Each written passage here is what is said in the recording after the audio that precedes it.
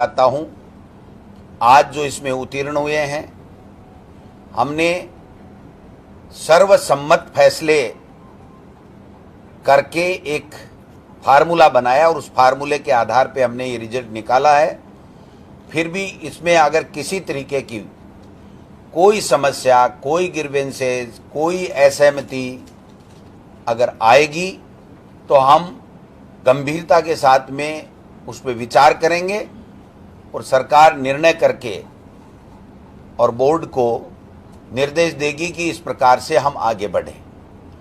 Private जो बच्चे हैं उनके लिए भी हम लोग प्लान बना रहे हैं कि कैसे उनकी एग्ज़ाम लेकर के उनको भी हम एक साल उनका बर्बाद नहीं हो, इस बात का ध्यान रखा जाए।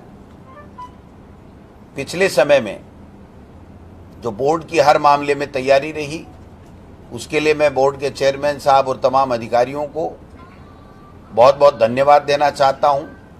रीट की एग्ज़ाम भी माध्यमिक शिक्षा बोर्ड करवा रहा है। मैं उनको अग्रिम बधाई देता हूं कि जो इनकी तैयारी चल रही है, सितंबर के माह में 26 सितंबर से डेट है। मैं समझता हूं कि अगर ये कोरोना ने हम पे मेहर कर दी और ये नहीं आया तो हम निश्चित रूप से 26 सितंबर को ही हमारी रीट की एग्ज़ाम करवाएंगे और जल्दी से जल्दी हम जैसे बोर्ड में शीघ्र निर्णय करके और शीघ्र रिजल्ट दे रहे हैं, वैसे शीघ्र रिजल्ट दे करके और हमारे होनहार शिक्षित बेरोजगार जो नौकरी के लिए मेहनत करते हैं, आशा करते हैं, उनको सुखद परिणाम मिलेगा और हमारे स्कूलों में भी हमारे बच्चे होंगे।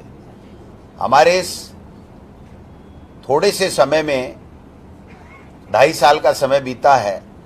एनसीईआरटी सिलेबस का भी निर्णय लिया जो कॉम्पिटिटिव एग्ज़ाम के लिए बहुत अच्छा होता है। हमने महात्मा गांधी इंग्लिश मीडियम का भी निर्णय लिया। आज 91,000 बच्चे हमारी 201 स्कूलों के अंदर लॉटरी के आधार पर एडमिशन हुए हैं।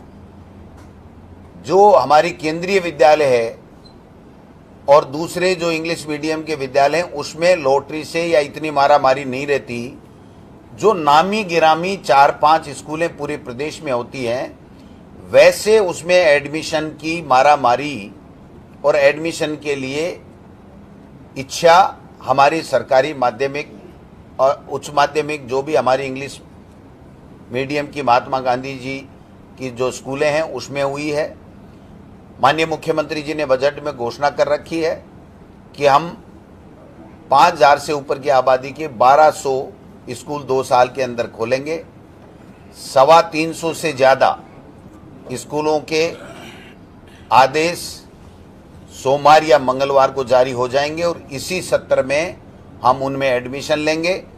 शेष की जो भवन है उसका चिन्हीकरण का कार्य चल रहा है।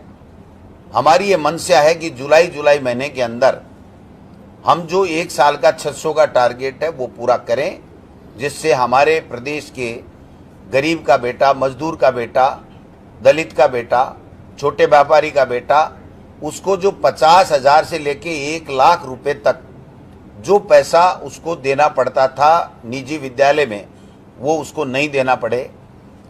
राजनीति में कहावत होती है कि किसी को वोट दे दो, सरकार किसी की बना दो, कोई बोरी नहीं डालता है। लेकिन अशोक गहलोत जी की सरकार ने इन 91,000 परिवारों के 50,000 से लेकर के 1 लाख रुपए तक का बचत